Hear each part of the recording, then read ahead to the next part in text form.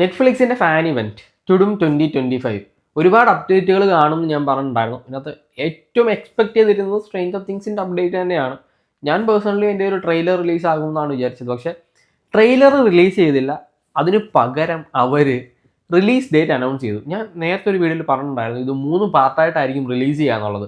അത് ആക്ച്വലി 3 പാർട്ടായിട്ട് തന്നെയാണ് അവർ റിലീസ് ചെയ്യാൻ ഉദ്ദേശിക്കുന്നത്.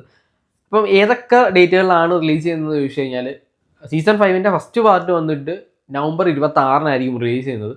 സെക്കൻഡ് പാർട്ട് വന്നിട്ട് ക്രിസ്മസിൻ്റെ അന്ന് ഡിസംബർ 25-ന് റിലീസ് ചെയ്യും.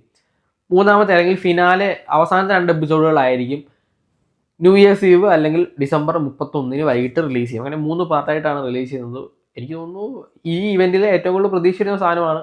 ട്രെയിലർ തരാത്തത് എനിക്ക് തോന്നുന്നു നവംബർ റിലീസ് ചെയ്യുന്നതുകൊണ്ട് ഇപ്പോഴേ ഒരു ട്രെയിലർ തരണ്ട എന്നുള്ള രീതിയിലായിരിക്കും വരുന്ന മാസങ്ങളിൽ എപ്പോഴുമൊക്കെ ആ ഒരു ട്രെയിലർ റിലീസ് ചെയ്യുന്നതായിരിക്കും. എന്തായാലും ഫാൻസ് ഒരുപാട് എക്സ്പെക്ട് ചെയ്തിരിക്കുന്ന ഒരു മേജർ ഇവൻറ്റ് നടക്കാൻ പോകുന്ന ഒരു ഷോ ആയിരിക്കും സ്ട്രേഞ്ചർ തിങ്സ് സീസൺ 5 എന്ന് പറഞ്ഞാൽ. എന്തായാലും വരട്ടല്ലേ, നമുക്ക് കാണാം.